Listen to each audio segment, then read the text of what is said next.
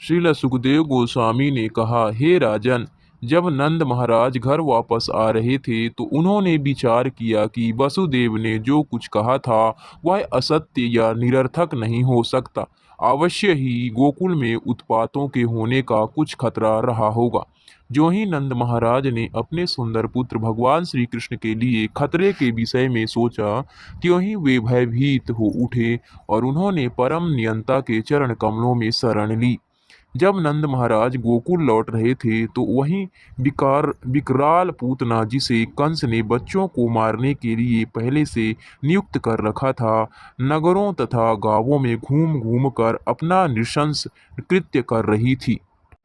हे राजन, जहाँ भी लोग कीर्तन तथा श्रवण द्वारा भक्ति कार्यों की अपनी वृत्तियों में लगे रहते हैं, वहाँ बुरे तत्वों से किसी प्रकार का खतरा नहीं रहता। अतः जब साक्षात पूर्ण पुरुषोत्तम भगवान वहाँ विद्यमान हों तो गोकुल के विषय में किसी प्रकार की चिंता की आवश्यकता नहीं थी।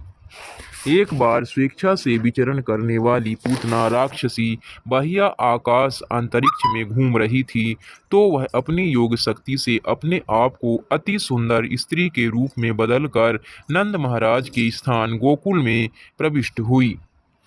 उसके नितंब भारी थे, उसके स्तन सुदृढ़ तथा विशाल थे, जिससे उसकी पतली कमर पर अधिक बोझ पड़ता प्रतीत हो रहा था। वह अत्यंत सुंदर वस्त्र धारण किए थी। उसके केस मल्लिका फूल की माला से सुसज्जित थे, जो उसके सुंदर मुख पर बिखरे हुए थे। उसके कान के कुंडल चमकीले थे। वह हर व्यक्ति पर दृष्टि डालते हुए आकर्षक ढंग से मुस्कुरा रही थी। उसकी सुंदरता ने ब्रज के सारे निवासियों का, विशेष रूप से पुरुषों का ध्यान आकृष्ट कर रखा था। जब गोपियों ने उसे देखा तो उन्होंने सोचा कि हाथ में कमल का फूल लिए लक्ष्मी जी अपने पति भगवान श्री कृष्ण को देखने आई हैं।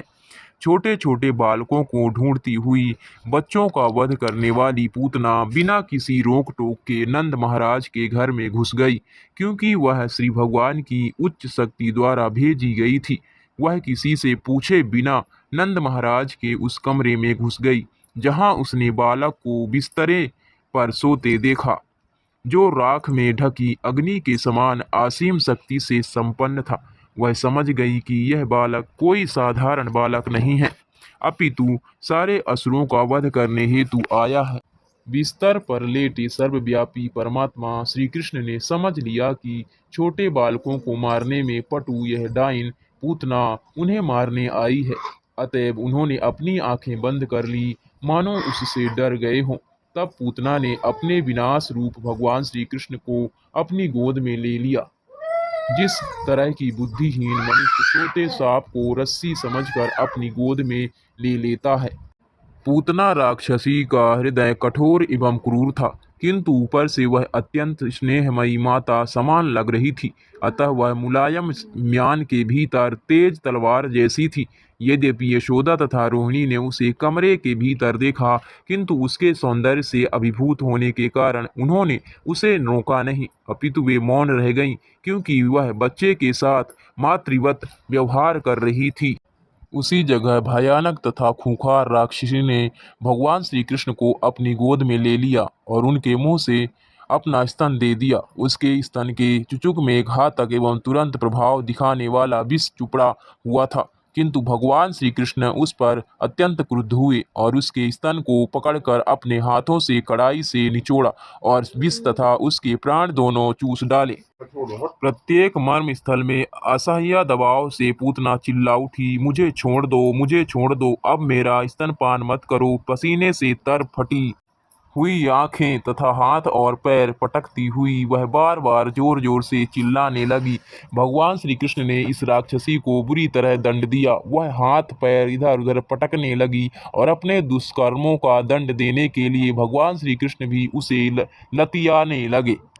पूतना की गहन तथा जोरदार चीत्कार से पर्वतों समेत, पृथ्वी तथा ग्रहों समेत बाह्य आकाश डगमगाने लगा।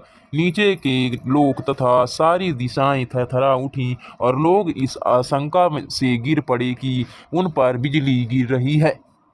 इस तरह भगवान श्री कृष्ण द्वारा स्तन पर दबाव डालने से अत्यंत व्यथित पूतना ने अपने प्राण त्याग दिए।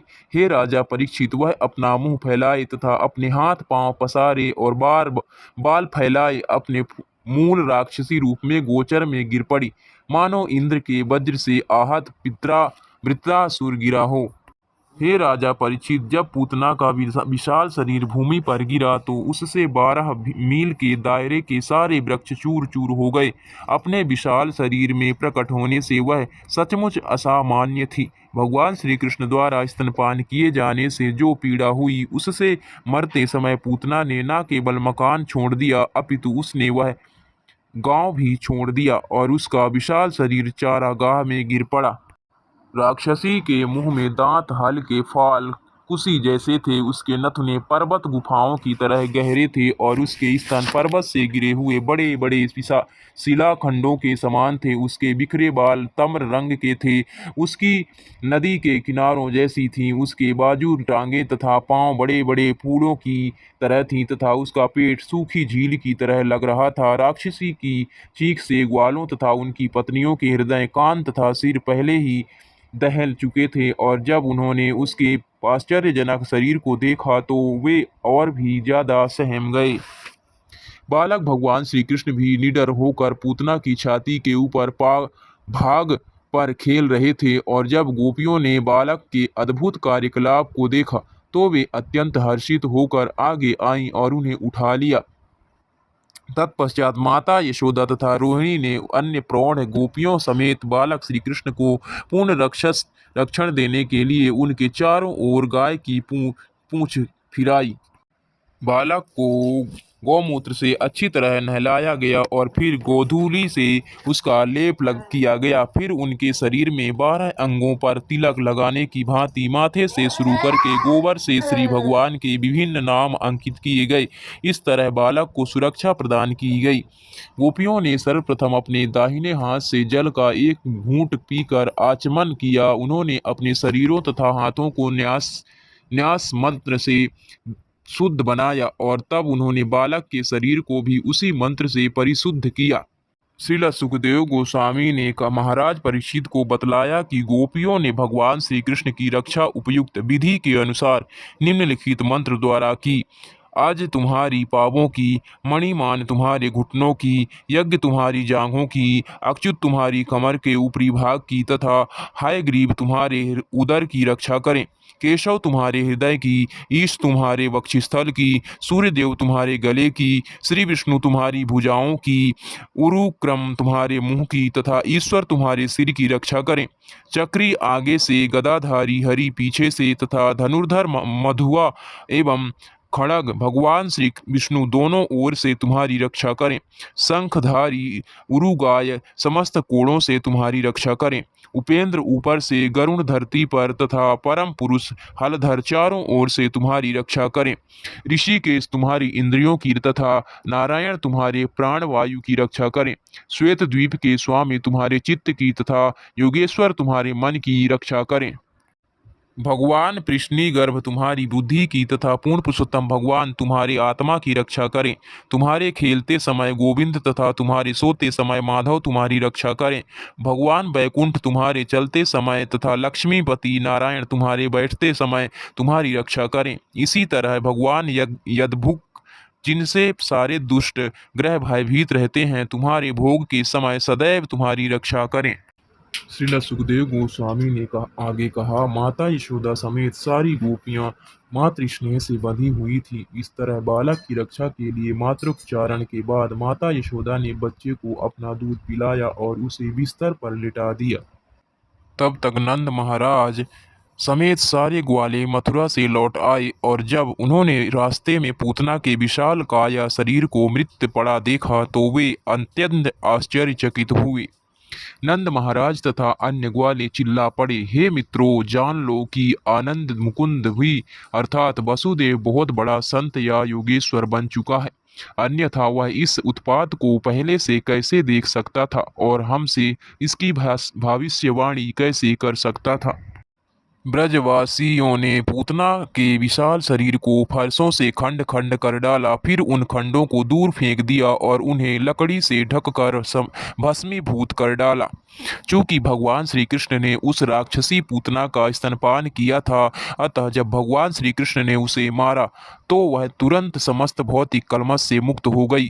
उसके सारे पाप स्वतः ही दूर हो गए। अतएव जब उसके विशाल शरीर को जलाया जा रहा था तो उसके शरीर से निकलने वाला धुआं अगुरु की सुगंध सा महक रहा था।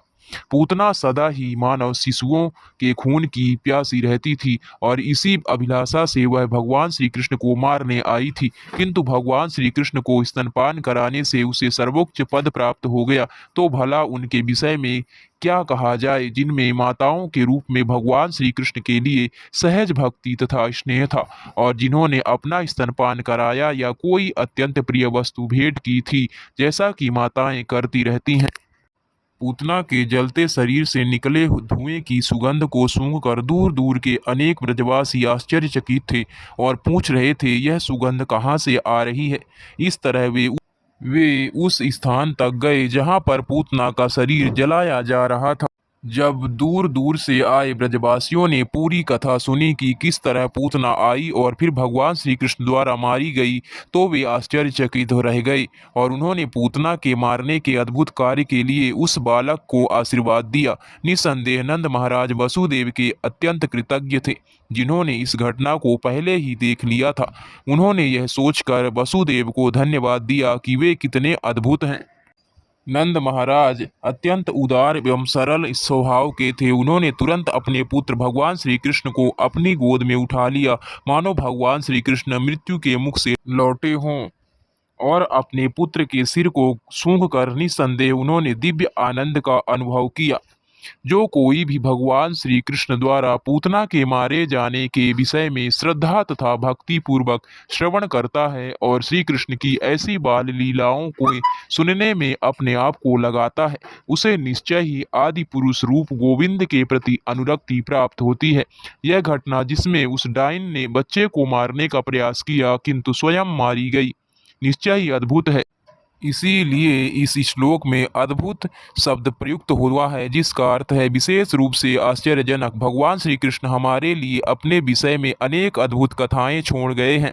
श्री कृष्ण लीला पुरुषोत्तम भगवान नामक ग्रंथ में इन कथाओं को पढ़ने मात्र से मनुष्य को इस भौतिक जगत से मुक्ति प्राप्त हो जाती है और वह आदि पुरुष गोविंद के प्रति क्रमशः अनुरक्ति तथा भक्ति उत्पन्न कर लेता है। हरे कृष्णा, हरि बोल।